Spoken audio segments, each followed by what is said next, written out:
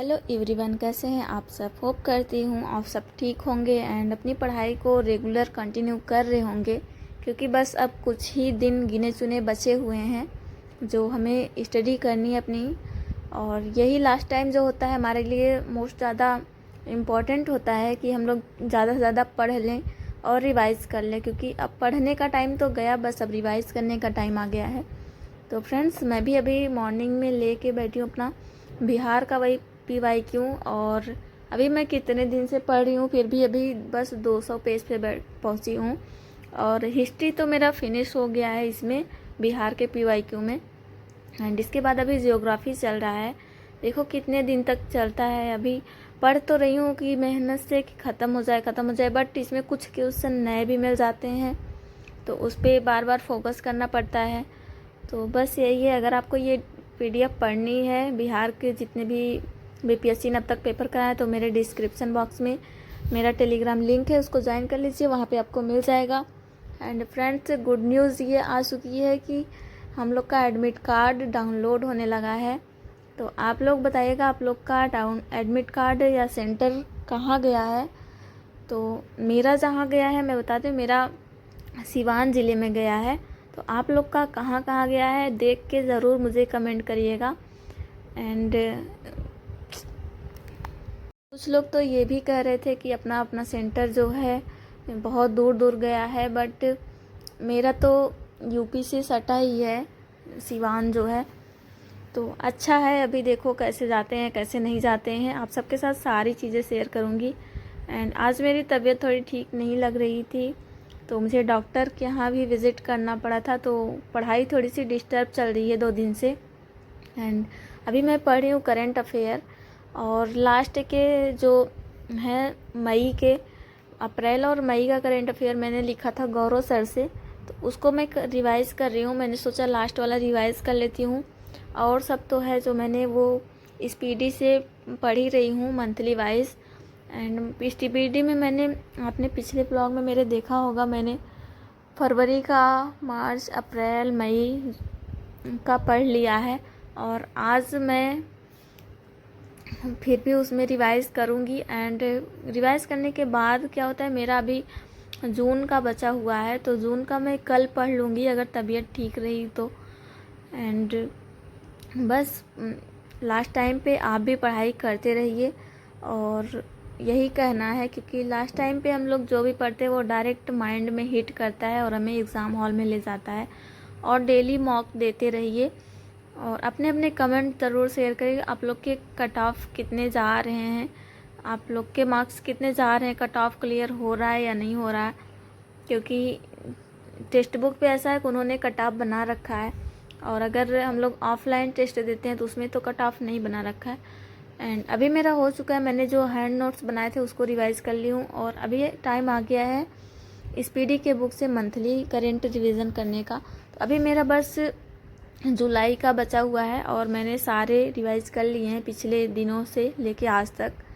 तो अब बस 1 महीने का और कल रिवाइज़ कर लूँगी। एंड इसके बाद अब वर्ल्ड का करंट अफेयर बंद कर दूँगी, इसके बाद सिर्फ बिहार का पढ़ूँगी। वैसे मेरे जितने भी करंट अफेयर के क्वेश्चन आते हैं वो सही हो जाते हैं, क्योंकि पिछले मॉक में भी मेरे सारे सही थे, और आज भी मैंने जो दिया है मॉक वो भी अच्छा है। और अभी इसके बाद फिर मैं करने लगती हूँ। आज मैंने कल मैंने कैलेंडर वाला चैप्टर पढ़ा था, तो मैंने सोचा चलो रीजनिंग का जो है प्रैक्टिस कर लेते हैं। तो आज मैंने 3 प्रैक्टिस करे रीजनिंग के, उसमें 10-10 क्वेश्चन थे, तो मैंने 30 क्वेश्चन करे। तो पहला वाला मॉक जो था वो तो बहुत ही बेकार रहा मेरा, क्योंकि उसमें मेरे बहुत सारे क्वेश्चन गलत हो गए थे।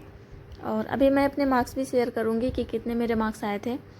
और अभी मैं कर रही हूँ टेक्स्ट बुक से।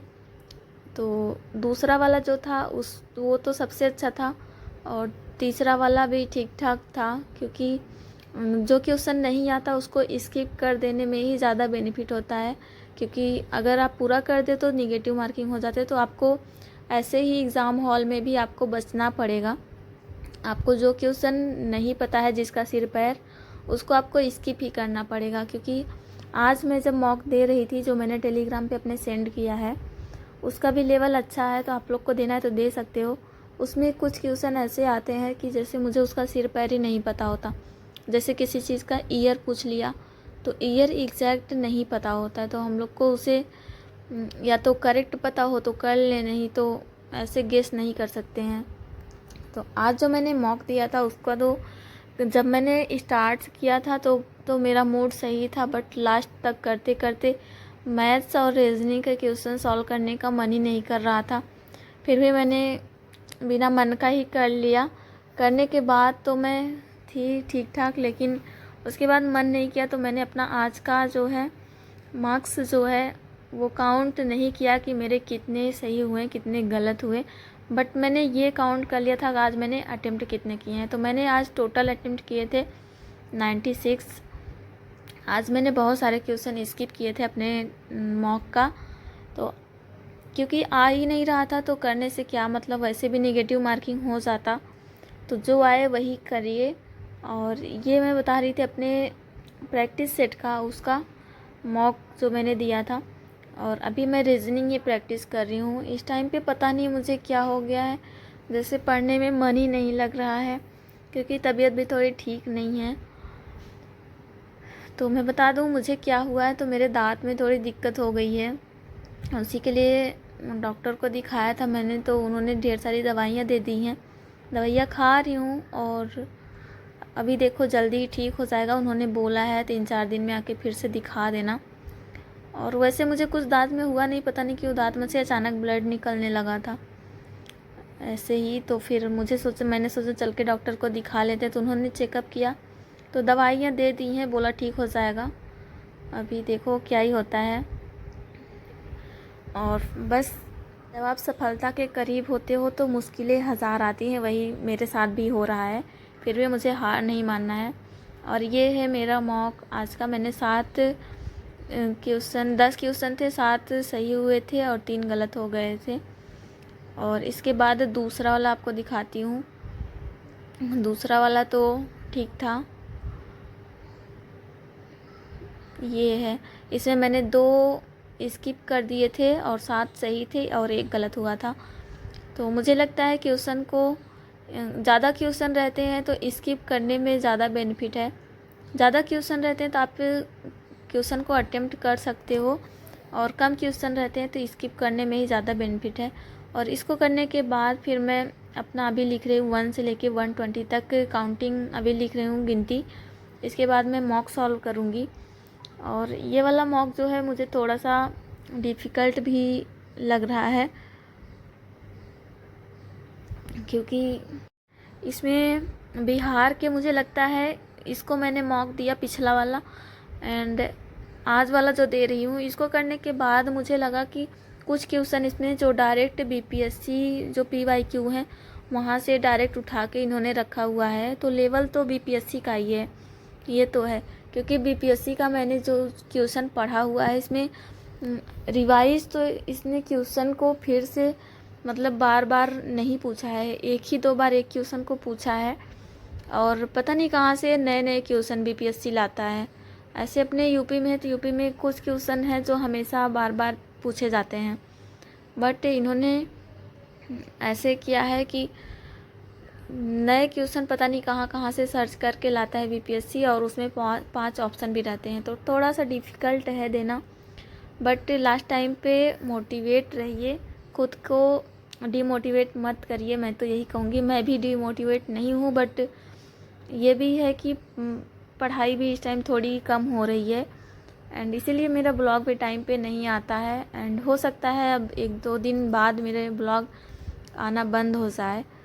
और ये कुछ आजाद निवास थे, एक लोग का था, आया था मेरे पास तो मैंने सोचा देख लेती हूँ, तो थोड़ा सा इसमें डिस्टरबेंस हो गया था। एंड इसके बाद फिर मैं अपना वही करती हूँ, एंड मिलेंगे आपसे अब नेक्स्ट वीडियो में। तब तक वीडियोस को लाइक कर दीजिए। एंड हाँ, अपने अपने जो आपके कहाँ सेंटर गया है ये ज़रूर कमेंट करिएगा। अगर एक ही डिस्ट्रिक्ट में गया होगा, कॉलेज सेम होगा, तो मीटअप ज़रूर करेंगे छोटा सा, क्योंकि अभी हमारी फैमिली छोटी सी ही है।